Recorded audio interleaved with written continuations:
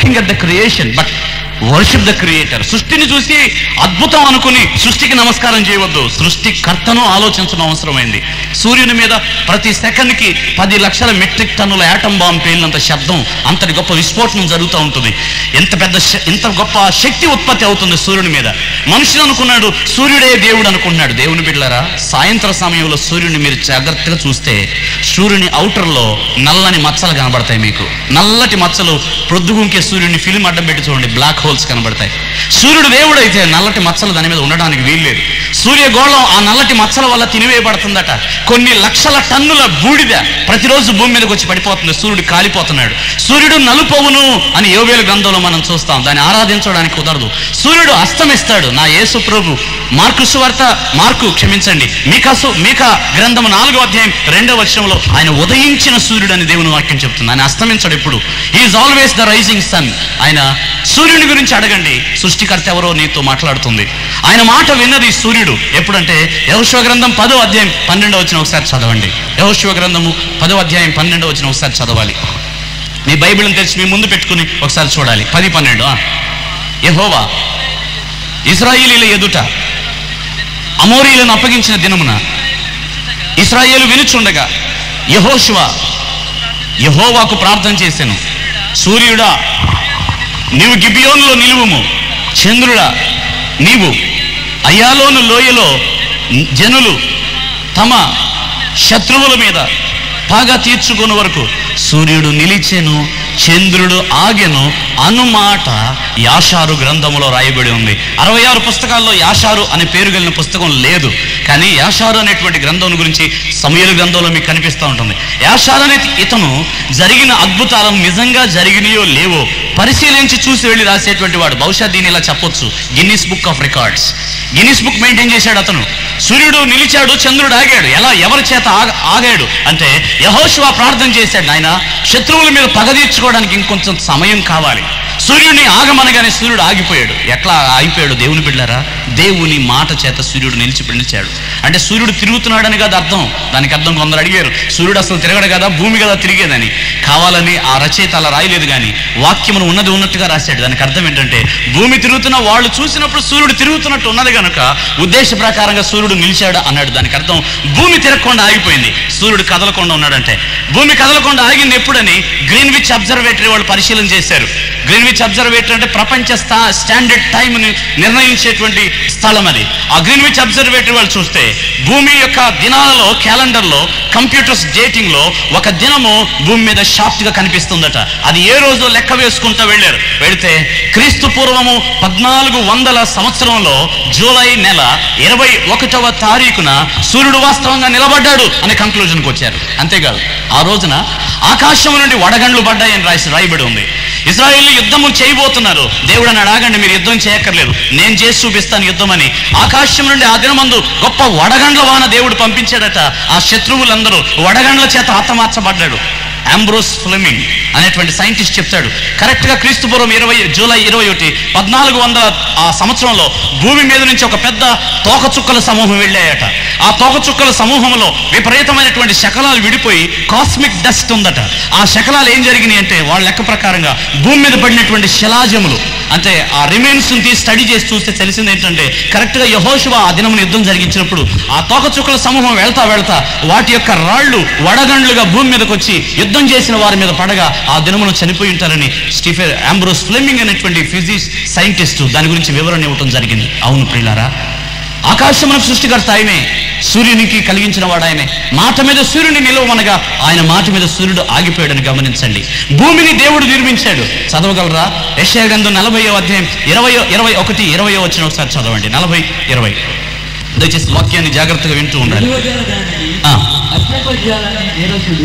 యెషయా గ్రంథం 40వ అధ్యాయము 20. 21. నీకు తెలియదా? మీరు వినలేదా? మొదటి నుండి ఎవడును మీకు చెప్పలేదా? అందరు నాతో మాట చెప్పండి. భూమిని స్థాపించుటను బట్టి చదువు బాబా, మీరు దాన్ని గ్రహింపలేదా? దేవుడు అన్నాడు ప్రతి ఒక్కరిని, చేపలో ఉన్న బావిలో ఉన్న కప్పల్లాగా ఉండొద్దు క్రైస్తవులు. దేవుడు అడిగిన ప్రశ్న వినండి, నీకు సైన్స్ అవసరమా? ప్రసంగ సభల్లో కొంతమంది అంటారు, ఎంతకాలం చెప్తారండి ఈ అంశాలని. దేవుడు అడిగిన దానికి జవాబు ఇవ్వాలి. అక్కడ భూమిని స్థాపించుడని బట్టి నీకు తెలియదా అని దేవుడు అడిగాడు. నేను కాదు అడిగింది. 38:4 యోబుని దేవుడు సూటిగా అడిగాడు. భూమికి పునాదులు వేసినప్పుడు నువ్వెక్కడ ఉన్నావని అడిగాడు. ఇటు జవాబులు కావాలి. 38వ అధ్యాయం నుంచి 42వ అధ్యాయం వరకు యోబును అర్థం కాని ప్రశ్నలతో దేవుడు నీకు తెలుసా, నీకు తెలుసా, నీకు తెలుసా అని అడిగాడు. Do you know? దాన్ని చూసి డిస్కవరీ ఛానల్ ప్రారంభించారు.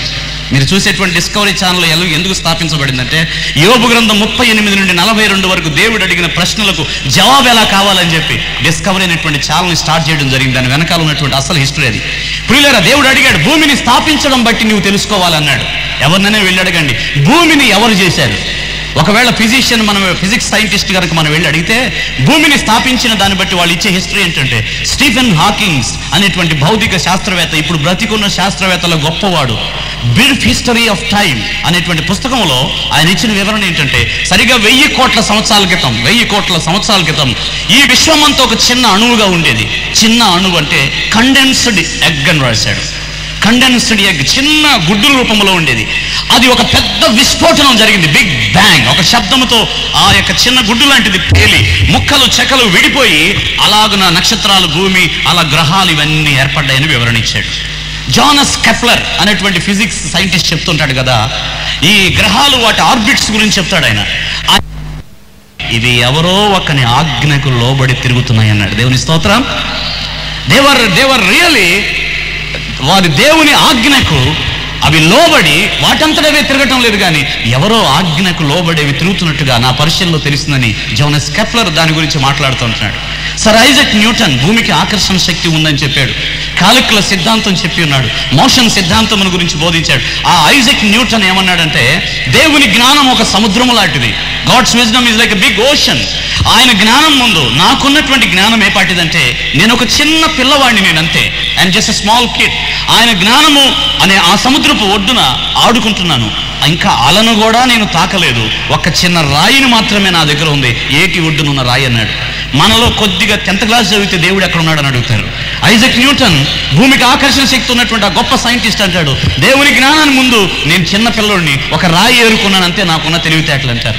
కొంచెం చదువు వస్తే చాలు దేవుడు ఏమయ్యాడు అని ప్రశ్నించేటువంటి జనులారా వినండి. ఇటువంటి మహానుభావులు దేవుని జ్ఞానానికి నమస్కారం చేశారు. They saluted God's wisdom. వారి దేవుని జ్ఞానంను శోధించలేం, అలిసిపోతాం మనం ఆయన జ్ఞానాన్ని శోధిస్తే. అది ఆకాశ వీధి కంటే ఉన్నతమైంది. దాన్ని శోధించడం ఎవరి వల్ల కాదని వారు గమనించి దేవునికి లోబడ్డారు. కానీ ఈ కాలమందు దేవుని జ్ఞానం కనబడుతున్న మనుషులు ఆలోచించడం లేదు.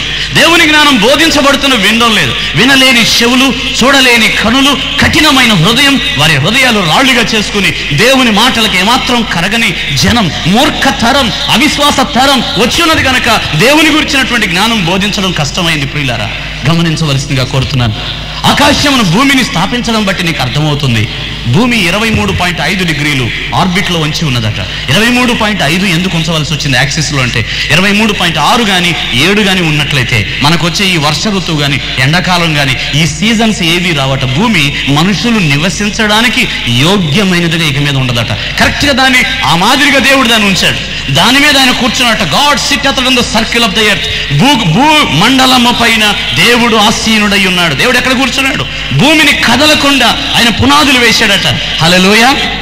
భూమండలం మీద కూర్చున్నాడు. మండలం అంటే రౌండ్ అని అర్థం. మండలం అంటే రౌండ్. సైంటిస్టులు క్రిస్టఫర్ కొలంబస్ అమెరికాని కనిపెట్టక ముందు, ఆ ప్రయాణానికి ముందు అవతల ఇంకేది లేదు, భూమి బలపరుపుగా ఉండేది అనుకునేవారు. దానికంటే ముందు యెషయా సైంటిస్ట్కి దేవుడు ముందుగానే బయలుపరిచాడు. వీళ్ళకి ఏ టెలిస్కోప్ ఉన్నదంటే, మీరు నమ్మగలరో లేదు కానీ టెలిస్కోప్ కంటే విలువైంది వీరి దగ్గర ఉంది. అదేంటంటే హెబ్రీ 11:1 విశ్వాసమున్నది నిరీక్షింపబడు వాటి యొక్క నిజస్వరూపమును. తర్వాత చెప్పండి, అదృశ్యమైనవి ఉన్నవనుటకు. అందరు చెప్పండి, అదృశ్యమైనవి ఉన్నవనుటకు రుజువై ఉన్నది. ఏంటది? విశ్వాసం అనండి. ఏంటది? కొందరు అంటారు, నేను ట్యాబ్లెట్ వేసుకోనండి జబ్బు వస్తే నాది విశ్వాసం అండి అంటారు. అది కాదు విశ్వాసం అంటే. ట్యాబ్లెట్ వేసుకోవడం విశ్వాసం కాదు, దాన్ని సమర్పణ అంటారు. దాన్ని బంగారు నగలు పెట్టుకోను, అది సమర్పణ. తెల్ల బట్టలే వేసుకుంటా, సమర్పణ. ట్యాబ్లెట్లు వేసుకోను, సమర్పణ అనండి. కానీ విశ్వాసం అనేది అర్థం అదృశ్యమైన వాటిని చూడగలిగినప్పుడే విశ్వాసం. మన పితరులు దేవుని పట్టణాన్ని ముందుగా చూశారట. అబ్రహాం పరలోకాన్ని చూశాడు ఏకంగా. ఏమున్నదానికి ఈ టెలిస్కోపులు లేవు.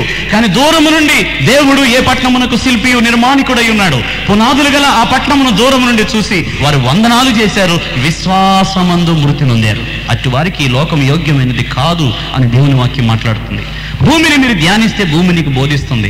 సముద్రములో ఉన్న మత్స్యములను నీవు అడిగిన ఎడల ఆ మత్స్యము కూడా నీకు దేవుని జ్ఞానాన్ని బోధిస్తుందట. హల్లెలూయా. అవునండి, ఒక బ్రదర్ వచ్చి అడుగుతాడు కదా, దైవజనుడు భక్త్ సింగ్ గారిని అడిగాడట వెళ్ళి, భక్త్ సింగ్ బ్రదర్, యోనాను చేప మింగిందని నువ్వు నమ్ముతావా? ఎట్లా సాధ్యం ఇది? పైగా మింగితే మింగింది కదా, మళ్ళీ తిరిగి కక్కిందంటే ఎలా చెప్తావు? నువ్వు నమ్మగలవా? నిజం చెప్పన్నాడట. అందుకు ఆ దైవజనుడు ఇచ్చిన రిప్లై ఏంటి తెలుసా అండి?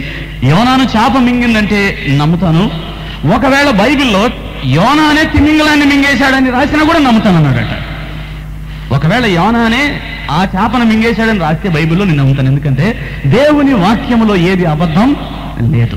దేవుడు సత్యవంతుడు, అబద్ధమునకు స్థానము లేనటువంటి దేవుడు ఆయన. కనుక యోనాను చేప మింగిందా అని అడిగే వారికి మధ్యధరా సముద్రంలో పరిశీలన చేశారట. తిమింగలాలు జాతులు ఎన్ని ఉన్నాయి అని చెప్పి చూస్తే 14 రకాలు తేలిన వారికి.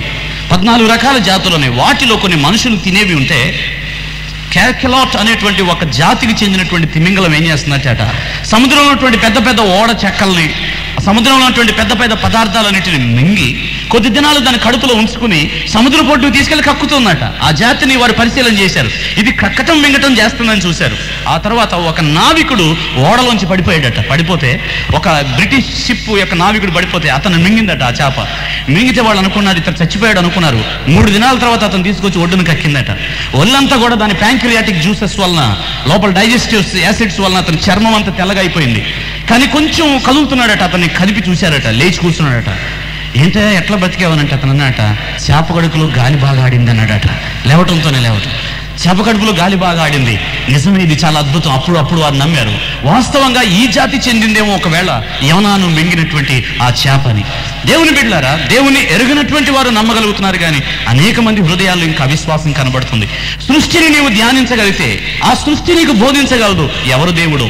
భూమిని అడుగు, ఆకాశమును అడుగు, ఆఖరికి ఒక చిన్న అణువును తీసుకోండి, ఆ అణువులో కూడా దేవుని శక్తి ఉంది.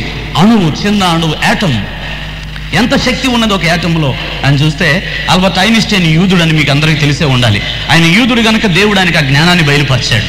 ఆ జ్ఞానాన్ని బట్టి E=mc² థియరీ ఆఫ్ రిలేటివిటీ అనేటువంటి సిద్ధాంతాన్ని కనిపెట్టి యురేనియం 235లోంచి యురేనియం 238ని కనుక యాటమ్ను కనుక లూజ్ చేస్తే యాటమ్ బాంబ్ వస్తుందని కనిపెట్టాడు. యాటమ్ బాంబ్ ఎలాగ వస్తుందంటే పెద్ద పరికరం కాదు, ఒక చిన్న అణువుని దాని లోపల ఉన్నటువంటి యాటమ్స్ కనుక విడదీస్తే ఎంత గొప్ప శక్తి బయటకు వస్తుందంటే చైన్ రియాక్షన్, ఈ భూమి మీద ఉన్నటువంటి సృష్టం మొత్తం నాశనం అయిపోద్ది. పేతురు చెప్పాడు, ఆకాశములు రగులు కొన్ను, భూమి మీద దాని మీద ఉన్న కృత్యములు లయమైపోవును, పంచభూతములన్నీ కూడా మహా గొప్ప వేండ్రముతో, ఒక గొప్ప శబ్దముతో ఆకాశాలు కరిగిపోతాయని చెప్పాడు. The heavens will melt away, the earth will melt away with fervent heat and big noise అన్నాడు. గొప్ప శబ్దం అంటే అర్థం ఏంటది? Atom bomb. జకర్యా గ్రంథం 14:12 చెప్తాడు, వారు నిలబడి ఉండగానే వారి శరీరములు కుళ్ళిపోవును అన్నాడు. అందులోంచి ఎంత వేడి వస్తుందంటే మనిషి నిలబడి ఉండగానే వారి శరీరములు ఐస్ కరిగినట్టు కరిగిపోతాయని జకర్యా గ్రంథం 14:12 రాయబడింది. వారి కన్నులు త్వరలో ఉండగానే వారి కళ్ళు కుళ్ళిపోతాయని దేవుని వాక్యంలో రాయబడింది. ఇంత శక్తి ఎక్కడి నుంచి వచ్చిందంటే ఒక్క అణువు నుండి. ఆ అణువు చేసింది ఎవరు అని చూస్తే దేవుని బిడ్డలారా, ప్రతి అణువు దేవుని చేతి పని అయింది. హల్లెలూయా, హల్లెలూయా. 1 కొలసి 1:15 రాయబడింది, ఆది అదృశ్యుడైన దేవుని స్వరూపే సర్వ సృష్టికి ఆయన ఆది సంభూతుడైనాడు. ఆయన వలనే సమస్తము కలిగెను గాని ఆయన లేకుండా ఏదియూ కలగలేదు. హెబ్రీ 1:3 రాయబడింది, ప్రపంచములు దేవుని వాక్యము వలన నిర్మించబడ్డాయి. ఆమేనందాం. ప్రపంచములు దేంతో నిర్మించాడు ఆయన? దేవుని వాక్యం, ద వర్డ్ ఆఫ్ గాడ్. నాది మాట, నా నోట్లోంచి వచ్చేది మాట. యోహాను వెళ్ళి అడిగారు, నువ్వు క్రీస్తువా అన్నాడు. యోహాను అందుకు ఇచ్చాడు కదా, నేను క్రీస్తును కానని ఒప్పుకున్నాడు. యోహాను నువ్వెవడు అన్నప్పుడు యోహాను ఇచ్చిన సమాధానం, అరణ్యములో ఒకని శబ్దమును అన్నాడు. అంతే, వాక్కును అని అనలేదు. ఎందుకని అతను శబ్దం అనవలసి వచ్చిందంటే వాక్కు ఒక్కడే, ప్రభువైన యేసుక్రీస్తు వారు. ఆది యందు వాక్యం ఉండెను, వాక్యమే దేవుడైన వాక్యము దేవుని యొద్దుండెను. ఆ వాక్యమే కృపా సత్య సంపూర్ణుడై శరీరధారిగా మన మధ్యకు వచ్చి నివసించాడు. కనుక సహోదరి, ఆకాశములు అడిగితే దేవుని గురించి నీకు చెప్తాయి. వర్షమును అడుగు, దేవుని గురించి నీతో మాట్లాడతాయి. నదులను అడుగు, దేవుని గురించి నీతో చెప్తుంది. నది ఎలా ప్రవహిస్తుందో అడిగితే 104 కీర్తనలో దేవుని వాక్యం చెప్తుంది. కొండల మీద ఆయన నీళ్లను తన ధనాగారములోంచి వదిలితే కొండల్లోంచి నదులు ప్రవహించుకుంటా భూమి మీదకి వచ్చి భూమిని తడుపుతున్నాయట. అది దేవుని జ్ఞానం అయి ఉన్నది. ఎక్కడికి వెళ్ళడిగినా దేవుని జ్ఞానం సమస్తము నీకు కనిపిస్తూ ఉంది. దేవుని గురించి తెలియసఖ్యమైనదేదో అది వారి మధ్య విషదపరిచినప్పటికీ వారు దేవుణ్ణి స్తుతించలేదు.